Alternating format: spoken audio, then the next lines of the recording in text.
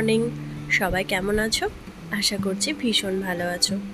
তুলি সংসারে সবাইকে অনেক অনেক ওয়েলকাম। চলে এসেছি আবার একটি নতুন ব্লগ নিয়ে। আর আজকের ব্লগটা আমি একদম সকাল থেকে শুরু করছি। সবাই দেখতে থাকো, আশা করছি ভীষণ ভালো লাগবে।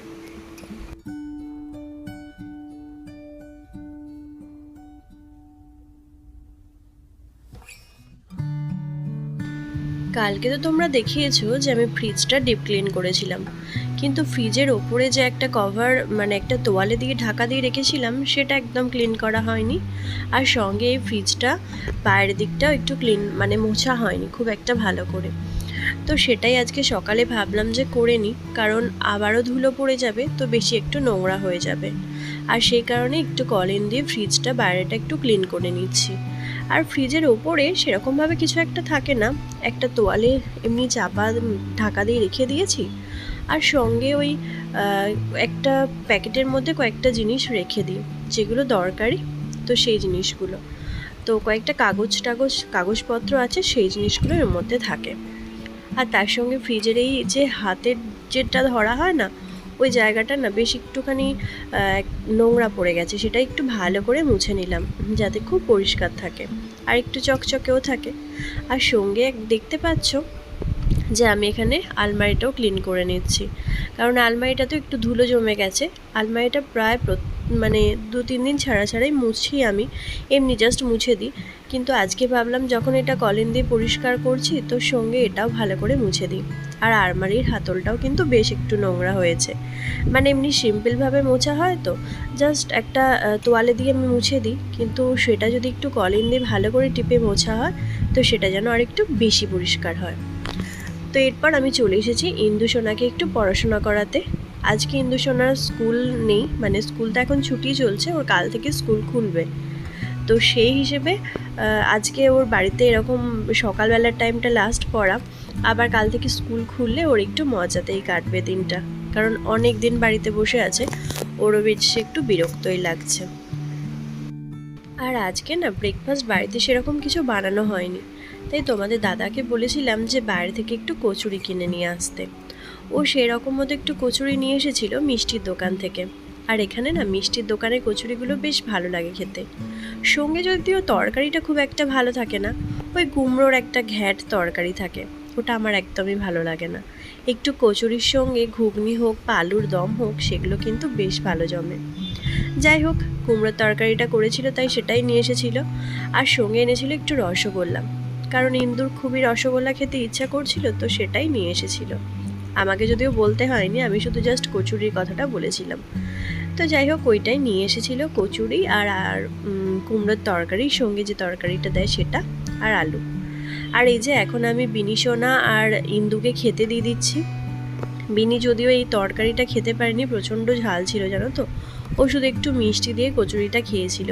আর বাড়িতে আমি একটুখানি আলু ভাজা করে দিয়েছিলাম, তো সেই দিয়েই ও কচুরিটা খেয়ে নিয়েছিল। আর কচুরিটা তরকারিটা না একটু পোড়া পোড়াও গন্ধ উঠে গেছিলো, ভীষণ বাজে লাগছিল। তো তারপর এদিকে আমি দেখো রান্না করতে চলে এসেছি। আর আজকে না মানে রবিবার হলে আমাদের বেশিরভাগ দিন মাংসটাই হয়, রবিবারেতে মেনলি। কিন্তু এবারে আর মাংস হয়নি, কারণ এত প্রচণ্ড গরম পড়েছে, তো মাংস মাছ কোনো কিছুটাই খেতে ইচ্ছা করছে না। আর ফ্রিজের যদিও মাছ ছিল, সেই জন্য তোমাদের দাদা বললে একটু মাছটা পেঁয়াজ দিয়ে ঝাল করতে। তো বাসি মাছের না পেঁয়াজ দিয়ে ঝাল খেতে কিন্তু বেশ ভালোই লাগে। আর সঙ্গে করেছিলাম একটু শুক্তো, অনেক দিন শুক্তো খাওয়া হয় না, তো এবারে শুক্তো সবজিটা এনেছিল। আগে আর একটা দিন করেছিলাম আর আজকে করলাম। আগে আর একটা দিন যেদিন করেছিলাম সেদিন না একদম ভালো হয়নি জানো তো শুক্তোটা খেতে, মানে আমি নিজেই রান্না করেছি, নিজেই মনে হচ্ছে যেন খেতে পারবো না, এত বাজে লাগছিল। কেন জানি না শুক্তোটা সেদিন এত বাজে হয়েছিল।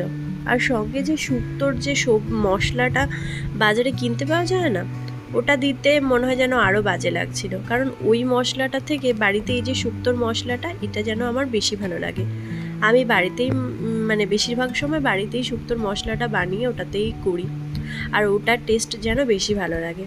আর এই শুক্তো মশলার মধ্যে আমি মানে কয়েকটা মশলা দিয়েছিলাম, তো সেটা দিয়েই শুক্তোর মশলাটা বানিয়েছিলাম। এটা কিন্তু খেতে অনেকটা সুন্দর হয়েছিল, মানে সেদিনের তুলনায় আজকের শুক্তোটা খেতে অনেকটা ভালো হয়েছিল। তো চলো, রান্নাবান্না তো মোটামুটি কমপ্লিট। এরপর হচ্ছে নিজের মতো একটু সময় কাটাবো, তারপর খাওয়া দাওয়া করব। আর আজকের ব্লগটা তোমাদের কেমন লাগছে অবশ্যই আমাকে কমেন্টের মাধ্যমে জানাবে।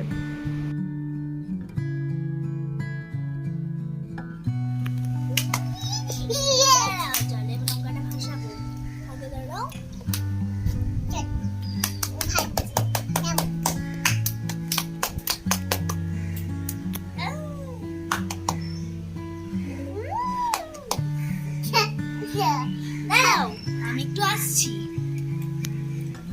লাস্ট পর্যন্ত। এবার দেখো শোনাই, দেখো খেলনা, এই দেখো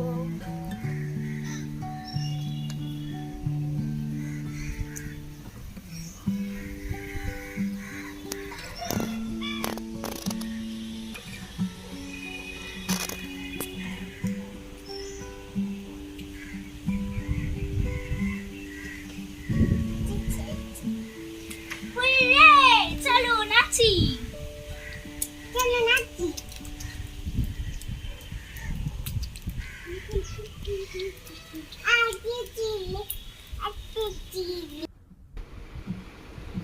তো এখন তোমাদের সঙ্গে দেখা হচ্ছে একদম বিকেলবেলায়। মানে আমি বাইরেতে একটু বসেছিলাম, আর ইন্দু আর বিনিশোনা দুজনেই খেলা করছিল। তার মাঝখানে ওদের বায়না হয়েছিল আমাকে একটু নৌকা বানিয়ে দেওয়ার, তো সেটাই ওদের জন্য বানিয়ে দিচ্ছিলাম। আর বাইরের পরিবেশটা চলো তোমাদেরকে দেখায়। যদিও এখন প্রচণ্ড মানে গরম, তবুও ওই মাঝে মধ্যে গাছের পাতাগুলো নড়ছে একটু করে, বিকেলের দিকটা হাওয়া দিচ্ছে, তো তার ফলে কিন্তু ওয়েদারটা বেশ ভালোই লাগছে। যদিও এমনিতে প্রচণ্ড গরম হলেও মানে একটু হাওয়া দিলে, ঠান্ডা ঠান্ডা একটু হাওয়া দিলে কিন্তু বিকেলের দিকটা অনেকটা ভালো লাগে, তাই না? আর বৃষ্টি যে কবে হবে সেটার তো কোনো আশাই নেই, জানি না কবে বৃষ্টি হবে, এত প্রচণ্ড গরম। তো এরপর সন্ধে হয়ে গিয়েছিল, আর বিনিকে নিয়ে ওর বাবা গিয়েছিল দোকান, মানে একটু আমাদের একটু কিছু খেতে ইচ্ছা করছিল, তো বললাম অর্ডার দেওয়ার জন্য। ওর বাবা বললো যে না, আমি গিয়ে নিয়ে আসছি। সেই দেখে বিনিশোনাও বায়না জুড়েছিল নিয়ে, মানে ওকে নিয়ে যেতে হবে, সেই জন্য ওর পাপা ওকে নিয়ে গিয়েছিল বাজারে। আর সঙ্গে কী কী জিনিস এনেছিল দেখো। এনেছিল প্রথমে কোল্ড ড্রিঙ্কস, যেটা আমি ফ্রিজের মধ্যে রেখে দেব। আর তার মধ্যে আরও কী কী জিনিস এনেছে দেখো, মোমো এনেছিল, আর এনেছিল একটা এগ চিকেন রোল। আর সঙ্গে এই স্যুপটা না খেতে কিন্তু দারুণ ছিল। মোমোটাও কিন্তু খেতে বেশ সুন্দর। আমরা যতবারই মোমো খাই এই খাট্টা মিঠা থেকে খাই। আগে খুব একটা খেতাম না, অন্য দোকান থেকে খেতাম, কিন্তু এই খাট্টা মিঠার মোমোটা এখন কিন্তু বেশ সুন্দর করেছে, আর অনেকটা করে পুর দেয়, সেই জন্য বেশ ভালোই লাগে। তো এরপর হচ্ছে এইসব খাওয়া দাওয়া, আর এরপর আছে রাতের বান্না। তো চলো এবার রাতের রান্নাবান্নার জন্য তোড়জোড় করি। আর আজকের ভিডিওটা এতটুকুই। তোমাদের কেমন লাগলো অবশ্যই জানাবে, আর ভালো লাগলে একটা লাইক করবে। তো আজকের মতো টাটা বন্ধুরা, সবাই ভালো থেকো, সুস্থ থেকো।